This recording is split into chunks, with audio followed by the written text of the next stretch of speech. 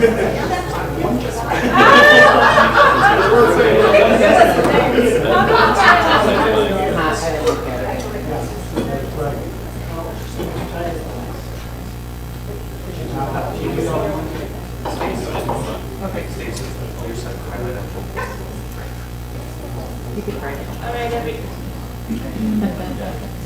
right, everybody, we'll call the meeting to order. It's 5:45. Thanks for being here tonight for our November 10th regular board meeting. We'll start with roll call. Amy Riddle Swanson. Here. Abe Smith. Here. Dominique Stewart. Rachel Henderson. Here. Dale Dahlke. Here. Amber Kirsting. Here. Michelle DeFree. Here. Angela Wolf. Here. We have a quorum. Emily Hines. Here. Emily Hines here. Sorry, I'm sorry. We do. That was warm. I'm so sorry, Emily and Jenny. Let's stand for the Pledge of Allegiance. I pledge allegiance to the flag of the United States of America and to the republic for which it stands, one nation, under God, indivisible, with liberty and justice for all. And our mission statement. The school district of the Menomonie area, by embracing the unique needs and using the strengths of our diverse community, is dedicated to preparing all students to become lifelong learners, caring individuals, and responsible citizens.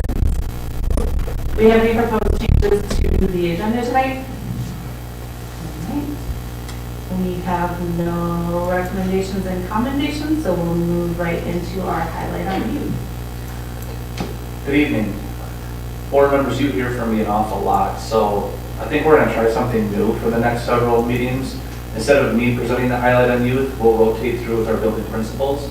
So tonight, Miss Stacy Lee, she's filling in at the middle school on a long-term principal position. She's going to do the highlight on youth representing the middle school.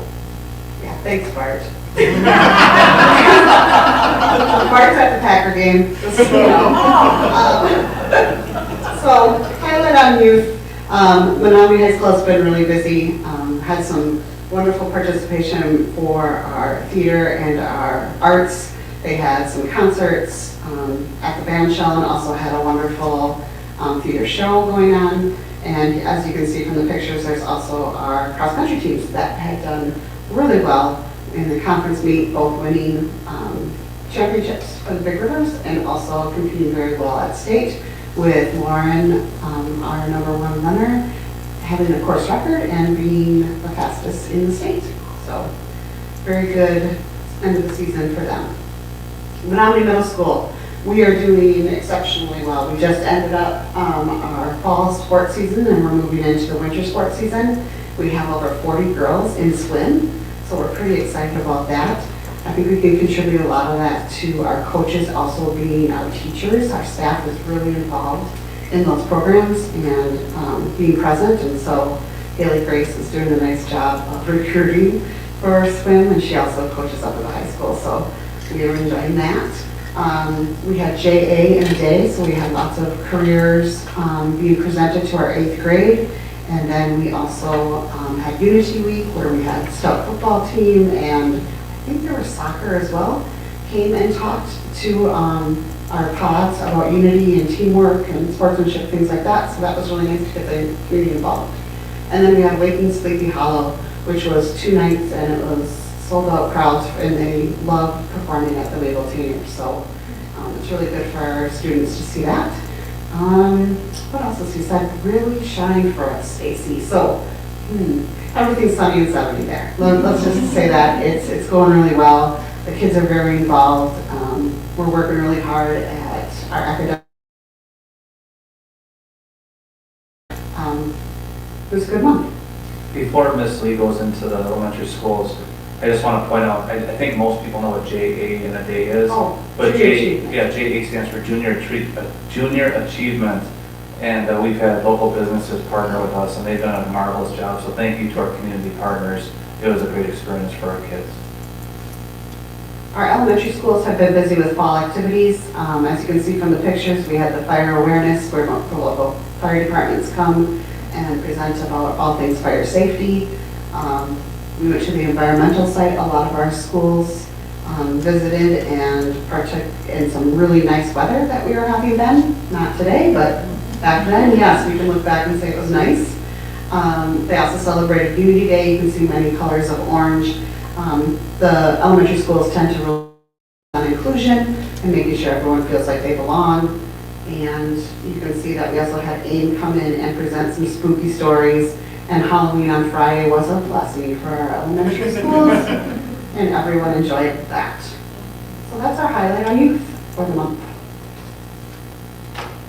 Thank you so much. It is nice to hear from new people on this part of the meeting.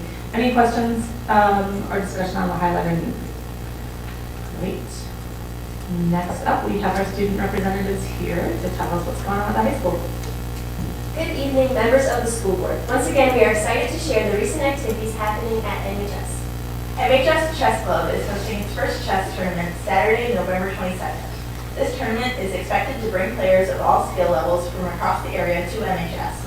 MHS Chess Club President Miles Ogden has been the main organizational force behind this tournament. Rounds will be from 9 a.m. to 4 p.m. There's a $10 pre-registration or $15 on-site fee, and all are welcome to attend. The girls cross country team competed at the WIA Division I State Championships at Wisconsin Rapids. Lauren McCullough was the individual state champion, breaking the former state record with a 5K time of 17 minutes and 26 seconds. Lauren was named Wisconsin Cross Country Coaches Association State Runner of the Year. Bennett Schmidt was named to the All-Star second team. The team of Warren, Bennett, Bella Drake, Addison Schuler, Bree Bartnick, Kaya Barnhart, and Sarah Palmer finished fourth overall, the highest team finish in MHS cross-country history. Lauren McCullough was also nominated to be an ESPN Athlete of the Week, and I just talked to her about it today, and she did say that she did win that. So that sounds so great. The Menomonie FFA attended the 98th National FFA Convention in Indianapolis, Indiana from October 28th to October 31st. 12 FFA leaders were chosen from the Menomonie FFA chapter to attend this event. The FFA alumni helped to sponsor a portion of expenses. Kathy Forster, Josh Forster, Brittany Schultz, and Thomas Olson, all members of the FFA alumni, helped to chaperone the group. Students heard from various national speakers, including the national FFA officers, attending leadership workshops and talking with business and industry leaders from various agriculture companies and colleges. This convention is the largest youth convention held in our nation, with over 67,000 people in attendance. The Menomonie FFA organization thanks the school board for the continued support. HOSA had incredible support at the blood drive. They were able to collect 37 units of blood, which will go towards saving up to 111 lives. That was 10 more units than HOSA's goal. HOSA volunteers helped out with this event and checked donors in, kept the donors hydrated, and gave them snacks, got to work on their patient interaction skills, and also set up and took down the blood drive. The high school SOAR program has had an exciting fall. They have created work and volunteer opportunities for several of our youth at UW South, Stepping Stones Food Pantry, Goodwill, the Oaks Senior Living, and Grace Episcopal Church Thrift Store. The SOAR program also has 2 hydroponic lettuce farms up and running. They will be harvesting their 3rd lettuce crop early this week to serve on the lunch lines at MHS. To celebrate Halloween, the Unified PE and Leadership students hosted a trunk or treat event for the SDMA SOAR on Friday, October 31st in the main gym. Over 20 tables offered fun, interactive games and treats for 75 students. Additionally, Patty Strand of Hoofbeat Healing Center has received funding from the Foster's Outriders to host the high school SOAR program at her horse farm for up to 4 hours a month. Students have learned how to groom a horse, enjoyed a scavenger hunt around her horse barn, and picked raspberries that students have used in cooking units. Preliminary plans and discussions are underway for the high school to become a Special Olympics Unified Champion school. This is a nationwide program aimed at promoting social inclusion of those with and without disabilities through intentionally planned and implemented activities. Finally, the SOAR program should be recognized for their vocational work that they do around the MHS campus, including picking up garbage outdoors, sweeping the halls, caring for the lost and found, maintaining the MHS care closet with clothes, shoes, personal hygiene, and winter wear items, sanitizing the weight room, and cleaning the school district vans. MHS students have also been busy with academic and career planning. On October 22nd, the junior class participated in Cash Course, which was formerly Mad City Money, which is a hands-on simulation of adult financial life brought to us by Wisconsin Credit Union. Then on October 23rd, 10 students took the Armed Services Vocational Aptitude Battery Test, which assesses abilities for military enlistment and career exploration, covering topics like science, math, world knowledge, electronics, auto shop, and mechanics. Then on November 5th, 20 students attended Mayo Clinic Discovery Day for real-world learning experiences in healthcare fields. That is all we have for tonight. Thank you so much for having us. Thank you so much for being here. That was a really wonderful list of incredible accomplishments. It's always great to hear from you every month. Any questions for our student representatives? All right, thanks for being here.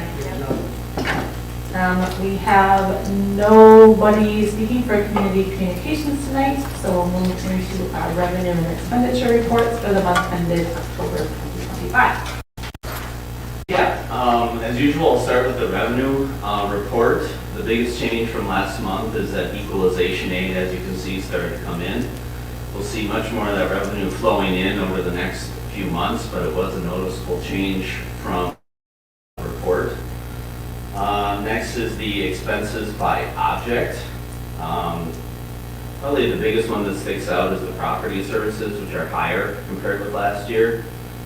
Nearly all of that is due to Fund 46 expenses related to the tennis court project, which is now complete.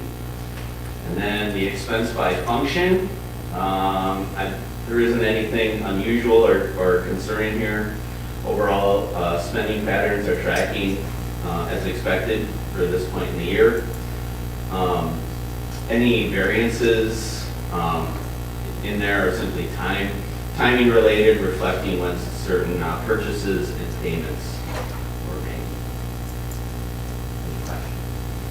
Under expense by function, it does look like 150 is quite a bit ahead of where they were at this time in previous years. And most of that, I believe, is the encumbered amount is quite high compared with last year. So I think it's anticipated costs that are encumbered but not yet spent. But it's something I'll keep an eye on throughout the coming months here. Is that like equipment purchases maybe, or you don't know? It could be equipment repairs, things like that, but I could dig into it further for next time. Thank you. Any other questions or discussion on the revenue and expenditure reports? Right. Next, we have our monthly employment report, and this is an informational report. Any questions or discussion?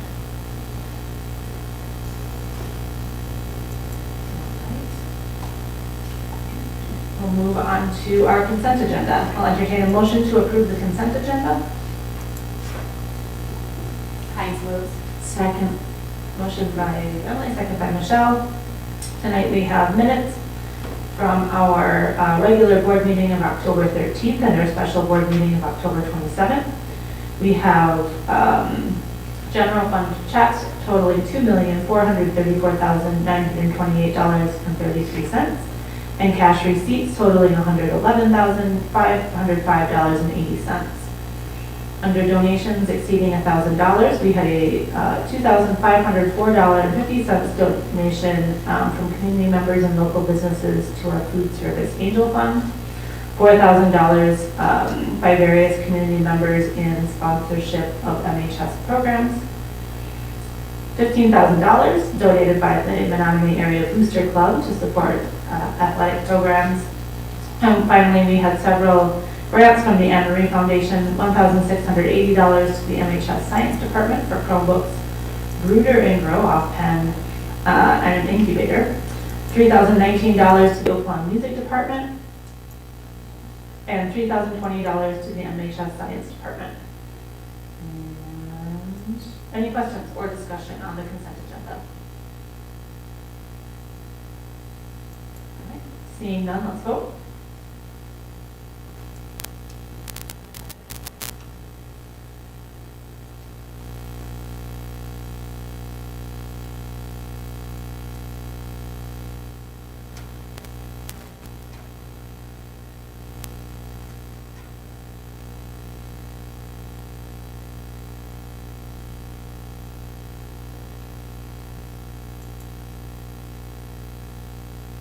And motion passes unanimously. Next, we have our consent agenda. I'll entertain a motion to approve, the personnel consent agenda. I'll entertain a motion to approve the personnel consent agenda. So moved. Second. All right. Motion by Abe, second by Amber. We have, sorry, I don't know. We have just one resignation tonight. Any questions or discussion on the personnel consent agenda? All right, seeing none, let's vote.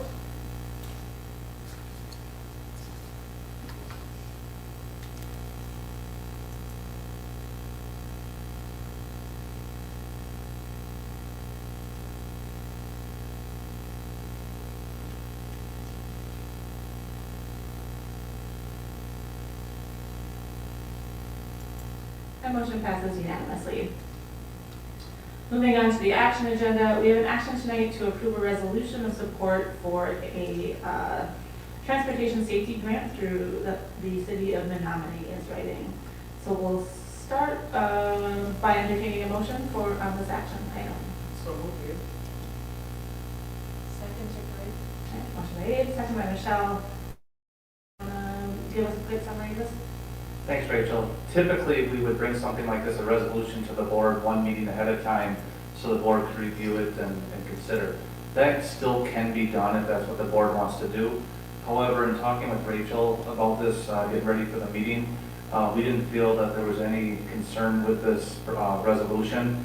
And what it is, like Rachel said in the motion, the city of Menomonie reached out to the school district asking for a resolution of support for a grant that they are writing. They are not asking for the school district to contribute any funds or anything like this, just our support.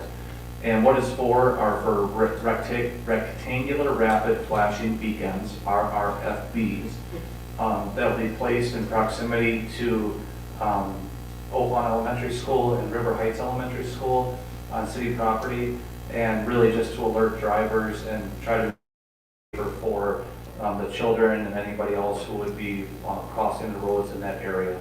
To me, it's a no-brainer, but I didn't want to assume that, so we're asking for board consent tonight in approving this resolution.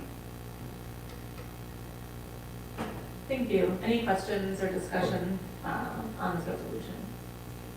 And again, it's pretty clear in the resolution, and as Joe just said, we're not being asked to be on the hook for anything here, just support the city in their grant application. I think it's great they're applying for this. It's clear there's a safety need there, and we always want pedestrian safety priority. So All right, let's vote.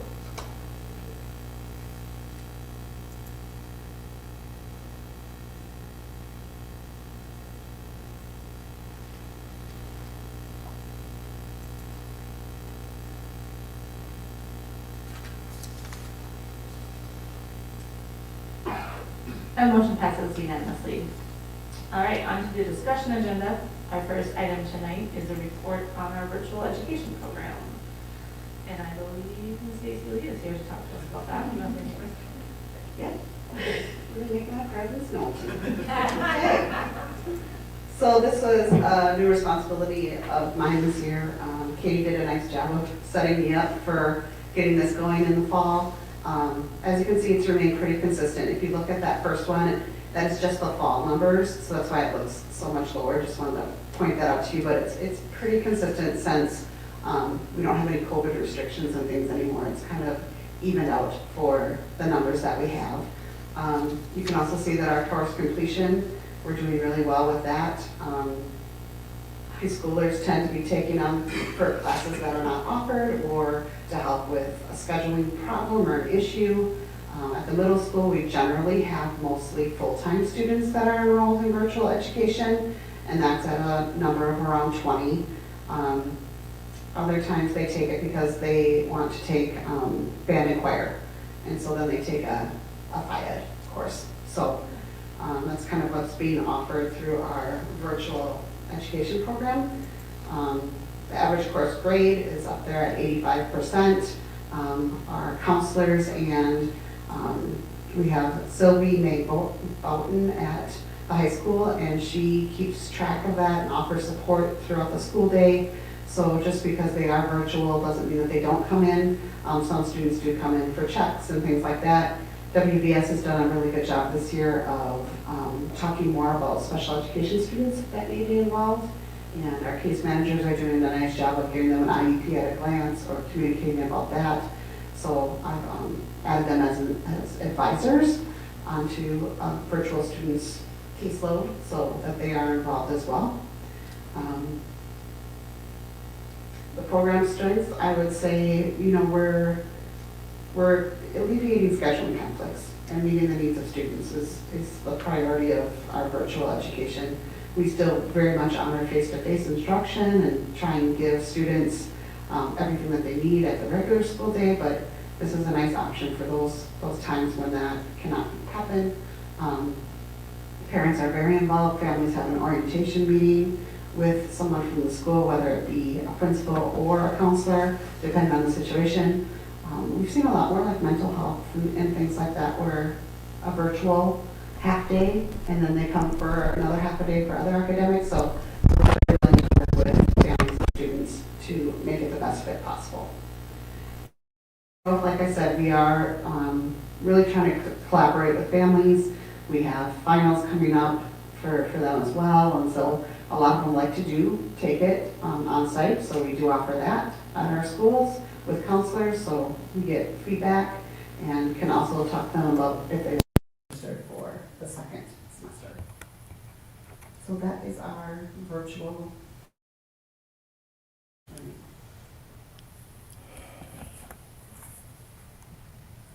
really impressed with the last 2 years on the course completion and the averages of the kids. So I don't know why that's so good, but I mean, I'm just glad to see that happening, and maybe it's because of the things we put in place that have helped that go up and range. My other question is, I think this is more with the dual enrollment kind of thing, but I was wondering if a student does not complete an online class, do they end up paying for that, or if they fail it, do they have to pay for that class, or not? There's a 3-week grace period, so we really try and watch for that. As you can see, like, we really don't have a lot of students that fail. Like, we really do work with them. So I can't answer that directly how much that would be, but I do know that there's a nice grace period for us if they want to unenroll. And then we have like a dashboard, it's called, that we can go on daily, weekly. It tells us how many assignments they're behind. It's a quick snapshot for every student. They also have an alert for us if a student is really far behind. So I feel like there's some really good communication that we really try to stop that before that would happen, where a student would be failing. Excellent, thank you. Just a question. Students that are enrolled in the virtual academy, can they also participate in campus activities or school activities? Correct. They can, sorry. Like from school. Okay. Yeah. Yes, they can still participate. Any other questions or discussion on the virtual school update? I really appreciate the report and the thoroughness and format of the report. Very easy to read. Thanks for bringing this to us. Next up, we have our annual Family Meals eligibility report. Eric can go through the details, but just to point out, our free and reduced, the number of students that are on free and reduced meals still hovers right around that 40%. The amount went down just a little bit this last year. And Eric, do you want to just go through the details, please? Yeah, so it did go down about 5.5% to a school total of 39%. I asked Stacy Nelson, you know, a little bit about why that might be. She said that, so there was a COVID waiver, so if you apply, if you qualify for other assistance such as Badger Care or like programs, you automatically qualify for free and reduced lunch. That stipulation fell off in December of 2024. And so she thought that that was probably the reason why there was a slight decrease, is because those automatic qualifiers kind of expired. Has there been a corresponding effort to make sure people are getting applications in or getting, having access to applications? Yeah, I'll answer that.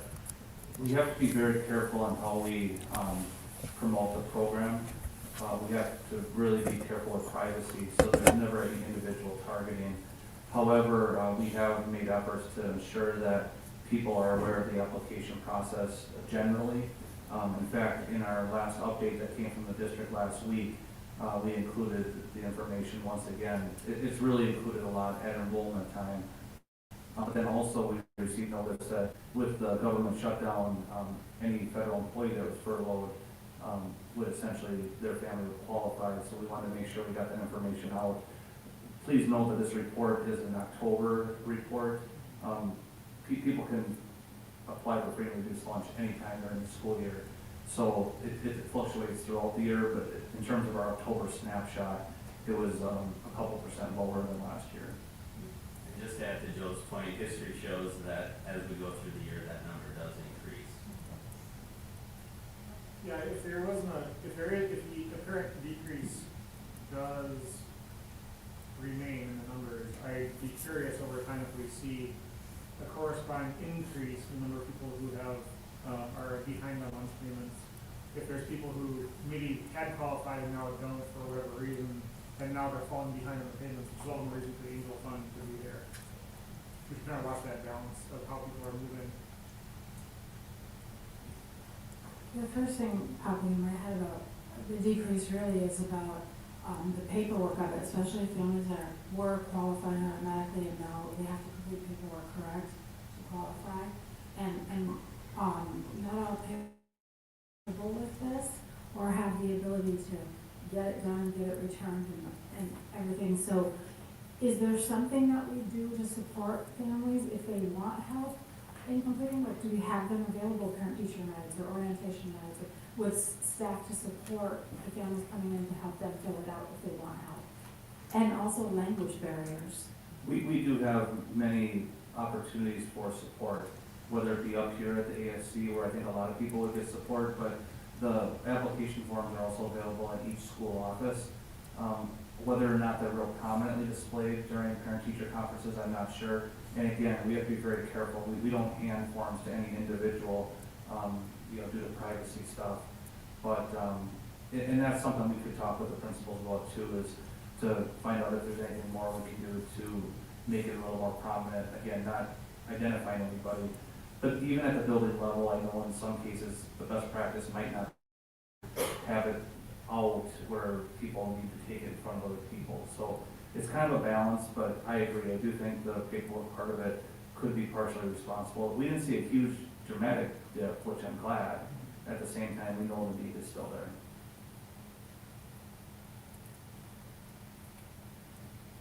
Any other questions or discussion on the free and reduced meals report? Thanks for bringing this to us.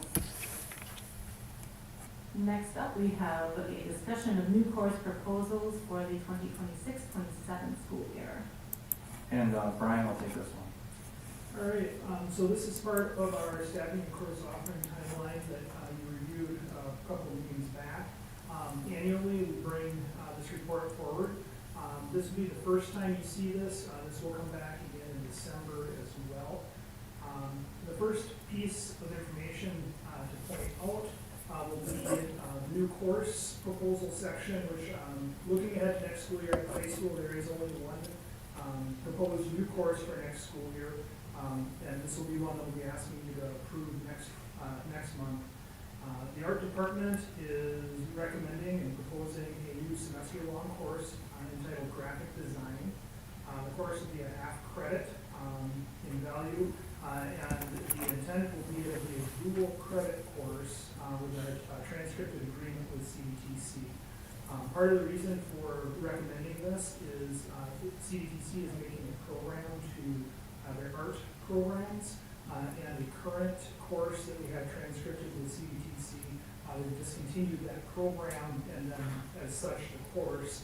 So this current school year we've lost a dual credit course in the art department, so this is an opportunity to bring something that is more industry recognized and in alignment with that. And you can see the work that the students will be doing. Having had a conversation with the art department and high school administration, this is extremely thoughtful in both the timing and the application for it, so it's being supported both at the building and at the district level. The other information that's included is included just for update purposes. Each year, as part of the registration process, high school administration asks departments to review current course offerings and names and descriptions to see what updates might be needed or possible as they move forward.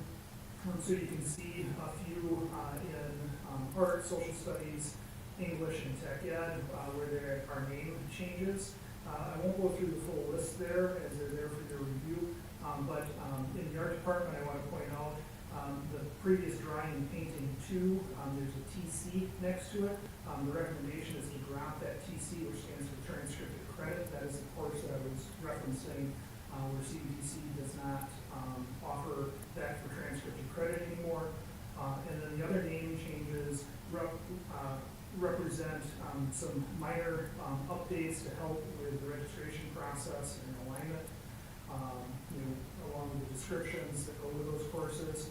I will point out in the English department, the change from English 1 to English 2 to English 9 and 10. If you recall, last school year, the English department made some tweaks where many of the elective courses in the 11th and 12th grade year were updated to be taken for graduation required credits. And changing this English 9 and 10 from English 1 and 2 helps delineate that these are freshman and sophomore offerings as opposed to courses that students could take some other time for graduation requirement after the 9th and 10th grade year.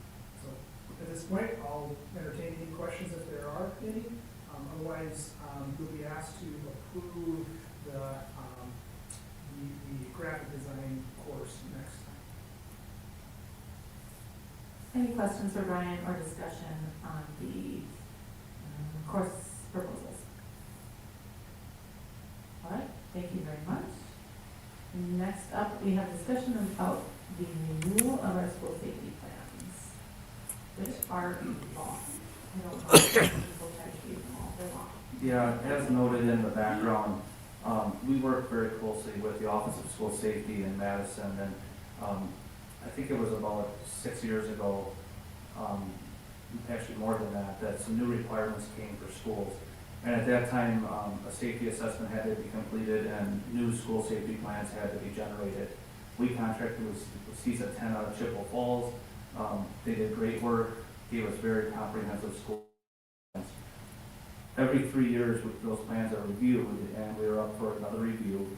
And things that have been added along the way, reunification procedures have been added. I think that was the last go around. And this time we're really focusing on some of the unstructured times in our schools, whether it be before or after school, during passing periods, sometimes during lunch or recess. We're really kind of paying close attention to those. We do partner with local law enforcement, so our building principals are really busy, and this is an extra duty for them this year. School safety assessments have already been completed at each building, and now our building principals are working with the law enforcement and taking recommendations from the Office of School Safety to add any additional language that is needed. So these will be coming to the board in December. You can review the previous and then when the new plans are available, they will be uploaded for your review. I don't anticipate many large scale changes other than what I mentioned with those unstructured times in our schools. When the updates are ready for us next time, will it be possible to have like a red lining or not highlight on what the Yes, we will provide an executive summary of each one. Great, thank you. Go ahead. This reminds me of a question I got from a parent last week, which is a parent was wondering, the sorts of, when we do the drills, the safety drills in school, they were kind of wondering for kids in different age levels, how that is framed for them so that it's kind of explained in the age appropriate way. And I wasn't sure, I kind of looked at the website, I wasn't sure where to find that. So that's something maybe that, if people have that question, if there's a way to direct them about what the student's perspective on school safety is at different age levels, that'd be interesting. That's a good comment. And I guess with any question by all means, please direct them to me, or really the building principal would be the person.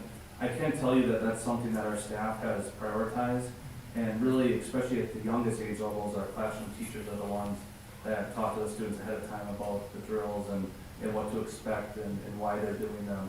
And our classroom teachers do a really good job with that. At the upper levels, it's more of an announcement, here it comes, and the students are accustomed to it. And it's sad, frankly, that, people have to get accustomed to it, but we take school safety very, very seriously. Any other questions or discussion on the school safety plan updates? Great, and this is coming back next month? Correct. All right, next up we have renewal of the Boys and Girls Club partnership contracts.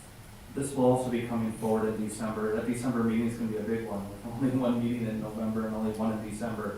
But we are up, our agreement with the Boys and Girls Club is a 5-year agreement, and it is up for renewal consideration. We have been very pleased with our partnership with the Boys and Girls Club. We are looking to recommend another 5 years of partnership with the Boys and Girls Club.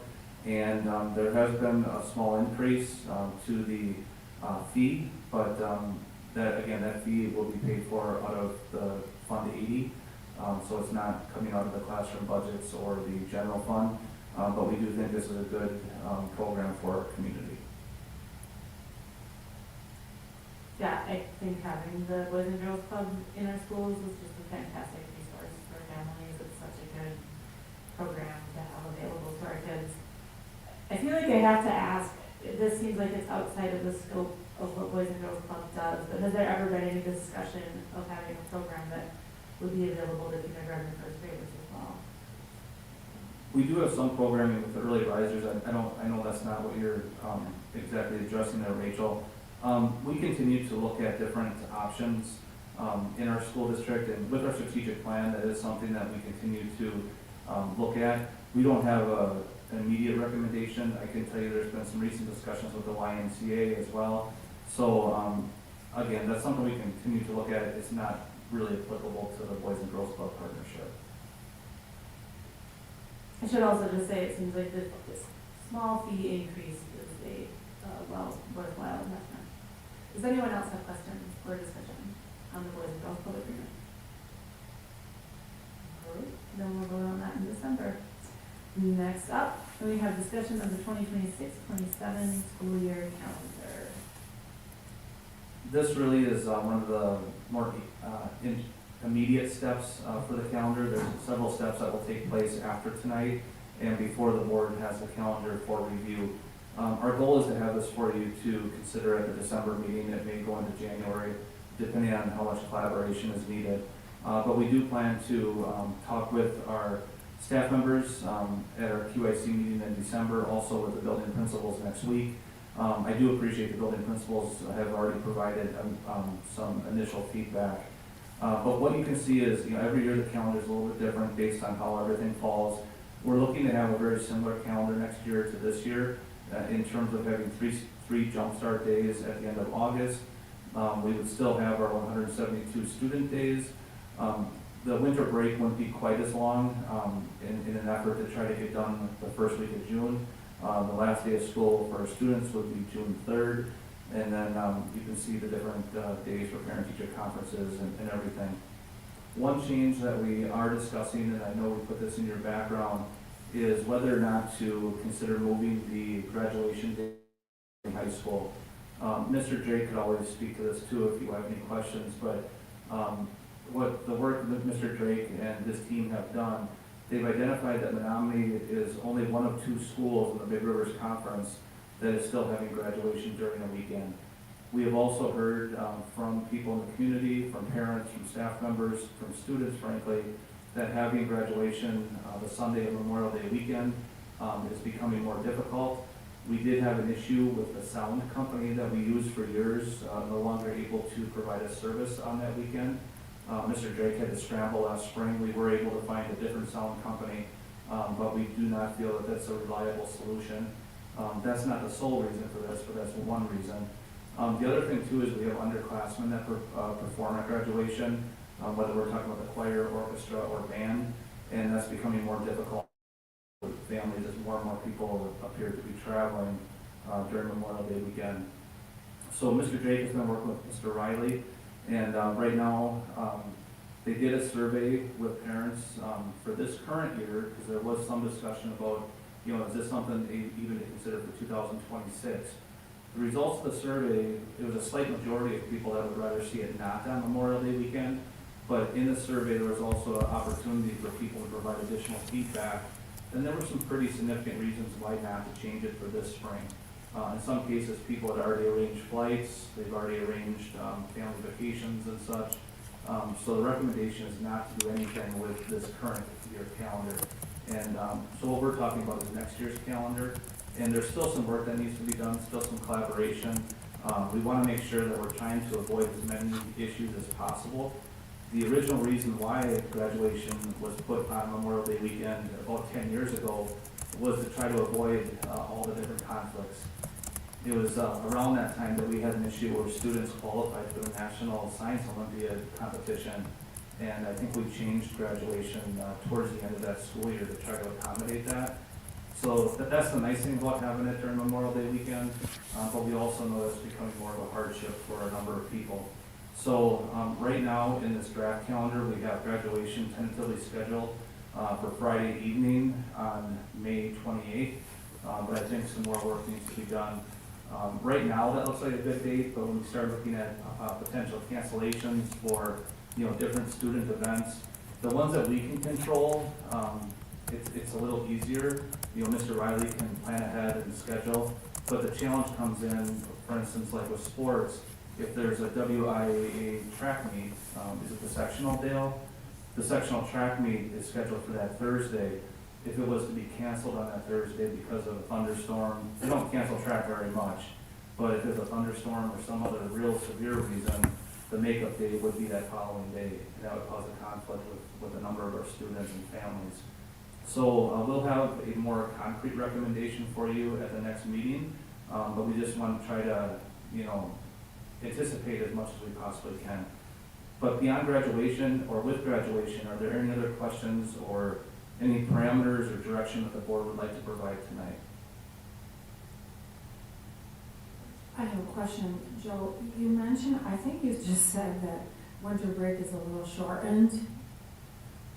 Can you, I'm not seeing that. Can you show me? Yeah, this school year, we actually had 2 full weeks off for winter break. But next year, we didn't want to have students come back for 1 day, and students and staff this year, because I think, is it the 23rd is Tuesday this coming year, this coming December? And our staff have made it very clear that having off on the 23rd is important to them. So for this current school year, it would have only been just the Monday. So instead, when the calendar for this school year was approved, it was approved with 2 full weeks for winter break. Next year, with the 23rd being on a Wednesday, we can have 2 student days that week. So it's actually more similar to what and that's probably why you're questioning. This is a pretty typical winter break. This year, 2025, 2026, I would say is an abnormally long winter break. Thank you. When is the next QIC meeting, and will they be considering this schedule? Yes, it's the first Monday in December, and this is already part of the agenda for that meeting, yes. And we'll share it out with staff tomorrow, so in the building, staff will have an opportunity to talk at the building level and then talk to the QIC rep, who will then be able to share information with administration at that QIC meeting. So if we optimistically vote on this in December, at that point, staff will have an opportunity to voice concerns or plan. Correct. Great. Any questions or discussion on the district calendar for 2026-27? Then, on to our 2026-27 budget plan and timeline. So the board has seen the same budget plan and timeline. I think this is my 12th year, so I think this will be the 13th time that we have followed this timeline. I think it's worked very, very well. Eric actually expanded it a little bit last year in terms of having additional building level, opportunity for building level communication, and I know he plans to do that again this year. Eric, is there anything about the timeline beyond that you want to share? No, it's just dates, but everything else is been the same from previous years. I always find it a little crazy in November, like, the board just voted on the budget at the last meeting and approved the levy, and here we are at the very next meeting, it's like, all right, let's get it going again. It is, it's a never-ending cycle, but I think that's partly why we've had so much success. I would like to also point out, and it's one of our next items, you know, a mid-year budget hearing, that's also included in this timeline, and I think that's been well received over the years as well. Any questions or discussion on the budget timeline? I guess I'm curious, and I apologize I didn't ask this in advance, but do you have any, how's it gone with the additional like budget discussions at the building level? Well, last year it went really, really great. It was, you know, good to connect with people and get their ideas, and some of we could implement in this year's budget. So I would say it was a success. Wonderful, that's great to hear. Other questions or discussion? Moving along, we, as mentioned, are now going to discuss the date for the mid-year budget hearing. So that is scheduled now for Monday, January 12th, 2026 at 5 o'clock. Oh yeah, the preceding our regular board meeting. Okay, so we do this differently than the annual meeting. So that comes right before our regular board meeting here in January. And I assume we would intend to hold that meeting here in the AMC. Any questions about that? Concerns about the date? Great. And typically, we've been able to have that meeting, have a short recess, and start at 5:45 with our regular board meeting. All right. Rachel, in the event that we end up having a longer discussion than anticipated, we always could adjourn the mid-year budget hearing and then re-adjourn after the regular meeting's complete. We've always had time, but I'm just saying, there's options, we wouldn't be time limited. Yeah, that's a good point. Any final questions? Budget hearing. Moving on. Next up, discussion of the board self-evaluation and possible board retreat. We talked about this a little bit last time. I had hoped to start reaching out to folks just to check in about this and just get to it. But Joe very helpfully put together a possible timeline that would include, you know, starting tomorrow, having access to that online board self-evaluation tool to be completed by November 30th. And then we could discuss scheduling either an extra meeting in December or an earlier time in December where we could go over the results of that together. And in that case, we would be looking at having kind of goals as a board and individual goals in place for folks to take into consideration when they attend the WASB convention in January. I think that's more or less how we did that timeline last year. Does that sound okay to everybody? Good. Do we want to talk about a December schedule? We only have a regular board meeting in December, that's December 8th.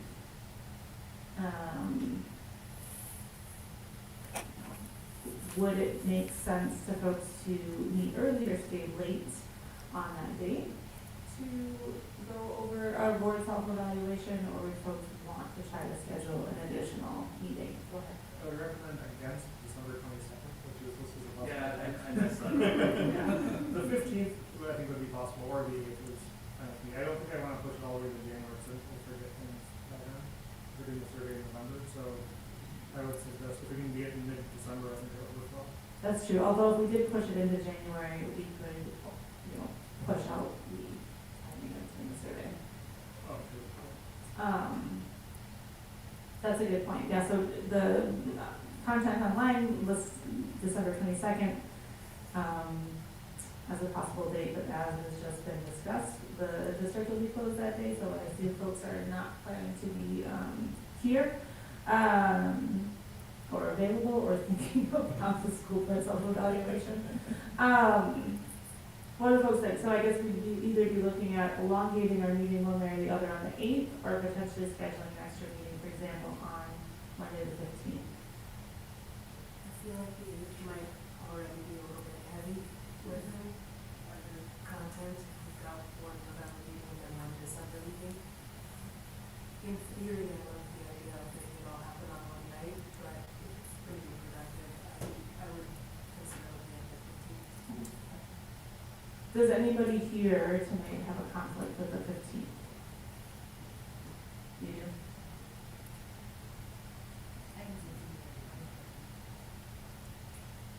You as well? Okay. To Amber's point, I do think it'll be a long agenda in terms of number of items. I think a lot of these items, I don't anticipate probably a real long discussion. I think we'd probably be able to move through the agenda fairly rapidly. But again, it's totally up to the board. I'll come on the 15th, that's no problem. But if you're worried about time, I think, especially looking at tonight, I think we'd probably be around an hour maybe for the meeting, and could always get something to eat, but it's really up to the board. I know everyone's busy that time of year. I looked at the concert schedule too. There's a band concert on the 8th. There's a choir concert on the 15th. So either way, we're gonna have a conflict. That's a really good point. I mean, I think we've discussed a number of things here tonight that we're due to vote on in December, and based on the discussions we just had, don't expect to need a lot of time on those. So maybe get it all done in one night might be an easier bet. Go ahead. I like the one night idea. I was just thinking, whether we had if we kept hold of them and streamlined, then we would be done in time to go to the concert. What time is it supposed to start? I thought early on. Would folks be able to come in, or is anyone not able to come in earlier on the 8th? We have the Reading Advisory Council for the DPI, but I could sneak out early too. It's online. Oh. Okay. It starts at 4, goes to 5:30, and then I come here for the school. But if, yeah, we can make it happen. This is important.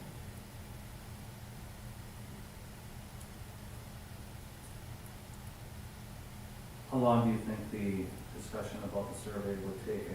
The board works so well together. I do think there'll be goals and things to talk about. I don't know if it'll be a real marathon for discussion. I think we could do it in an hour. That would be my expectation. I mean, we could probably do it for a longer time if we felt like it, but I think we could be very productive in an hour.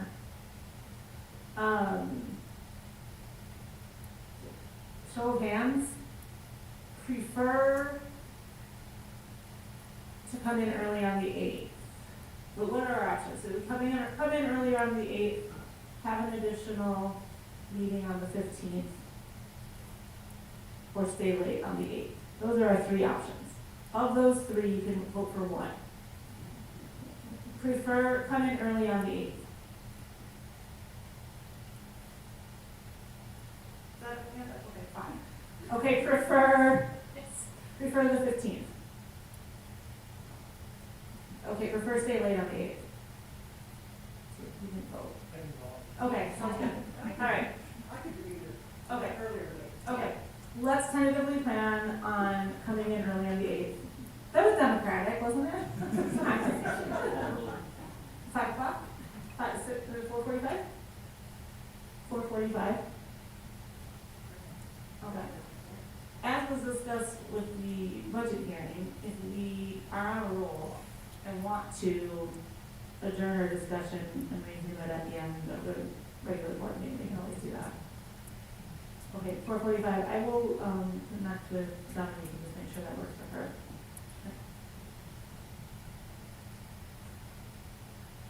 We'll have some Christmas goodies, or holiday goodies, I should say. Oh, that sounds good. All right. Finally, items related to next meeting date, board committees, and reports. Everybody looks like they're packing up, but Amy's gonna share with us a few things that she took away from the legislative advocacy conference that she just attended.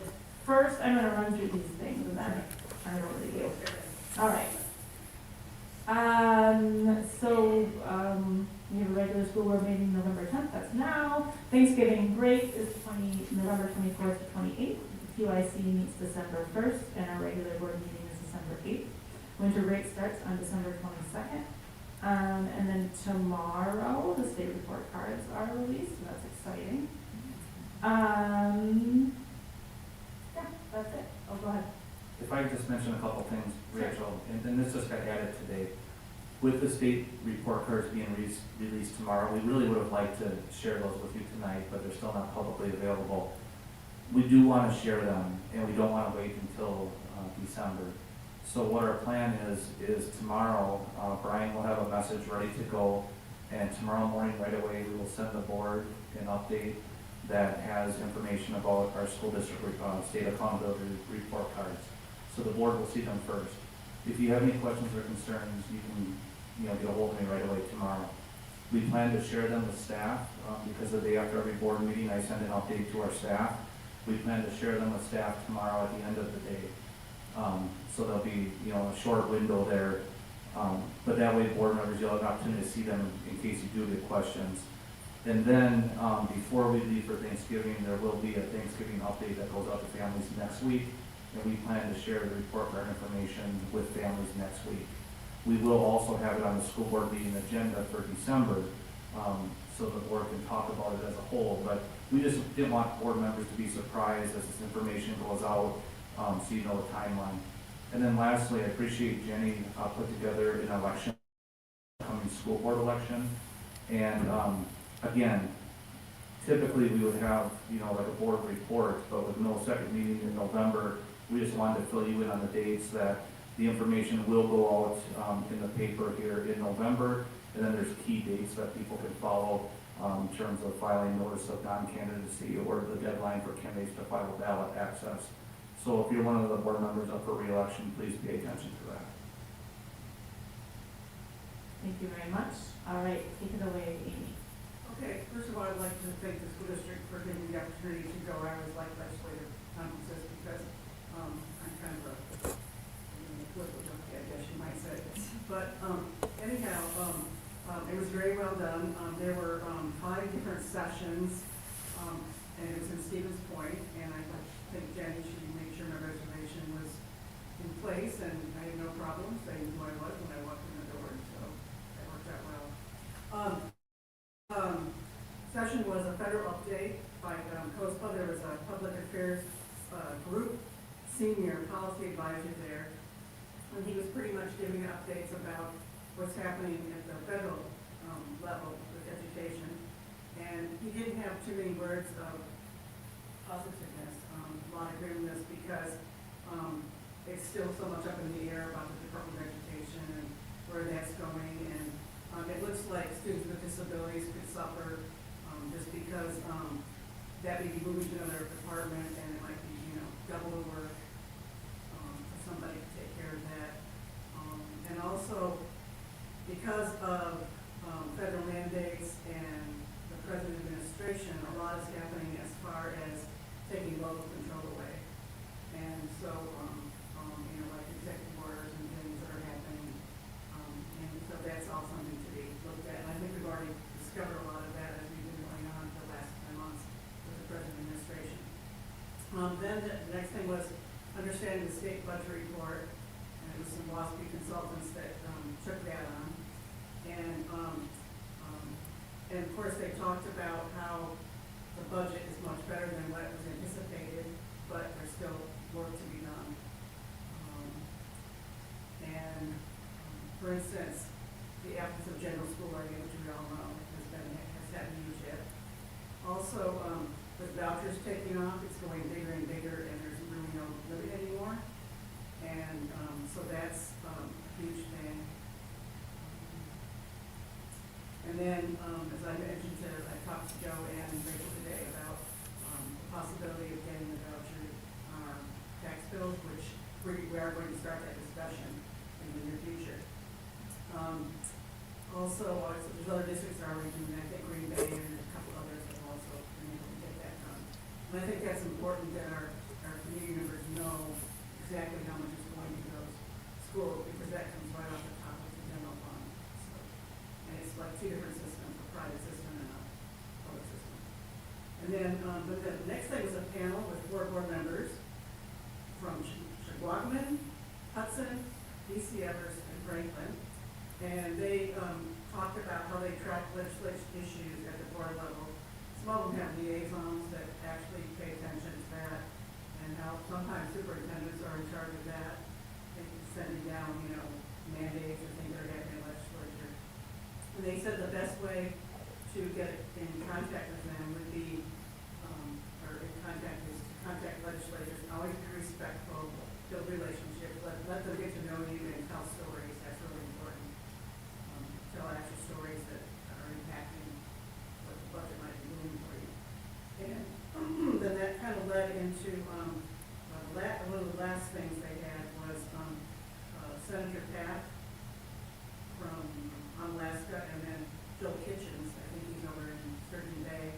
They actually had a little panel discussion and talked, and of course, being one on different sides of the coin, they actually did pretty well. They were respectful, and there were a few things I didn't agree with. For instance, Pat said that, it's very important that we fund education, and that we need to quit going, having schools have to go referendums all the time. And then also voucher schools came up, and of course, Kitchens agrees with them and says that they are actually, private schools are actually getting better at being accountable, which I don't know if that's true or not, but that's what he said. And of course, Pat said no, we don't need to have those vouchers, and so whatever. Both were in some agreement, because I know this has come up, and I know Jody's written letters about it too, about the retirees coming back to help with our teacher shortages. And they both had some agreement on that, so that's kind of a good thing. So hopefully, they can say to somebody else, and well, how long do you think this is going to take? It's been kind of just sitting there, kind of stuck for a while. They didn't have any idea, but they were going to keep pushing for it. And they both mentioned open door policies to, come see them. They say the best form of communication is really actually talk to their staff, or go through email, which is the best way to connect. Something else that you probably already know, that Tony Evers actually signed a bill that bans cell phones during class time in the state. So I'm pretty proud to say that we're ahead of the game. And I know this year is probably even more restricted, because I think it's more consistent across the board, which and the reason, and it's something I want to tell you too, is when I was in the classroom with Amber, those kids, I think they didn't like the idea of having a cell phone ban, but they understood it. And I think some of them realized that it does take away from their engagement. So I thought that was kind of cool that, maybe they didn't like it, but at least they understood it. So I think we're raising some kids that might be understanding some things that makes them maybe a little more engaged and maybe mature a little bit. I mean, some of us still are short on land at certain times as well. And so then the one thing that I thought was a really cool thing was there is a research, and maybe you guys know about this, I don't know, Joey, if you know about it, the Wisconsin Policy Forum. It's a site, and it has all kinds of graphs and information about trends, like talking about enrollment across the state, compare schools with schools, compare states, race, teachers, all these kinds of things. And I thought that was the coolest thing. And so, I could probably get into that site and spend hours upon hours just looking at that data. So, if you don't know about it, I think you can just probably Google it and it'll come up.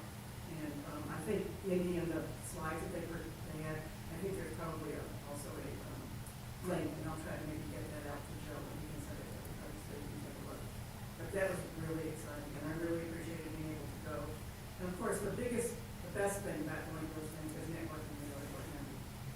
So, and there was time to do that. So, yeah, thank you. Thank you for the update. And yeah, if you have anything, any materials or slide links you want to send, we'll make sure they get out to all our members. Right. Any questions or discussion on our upcoming dates? All right, thanks everybody. We'll entertain a motion to adjourn. All right, we stand adjourned. Thanks everyone.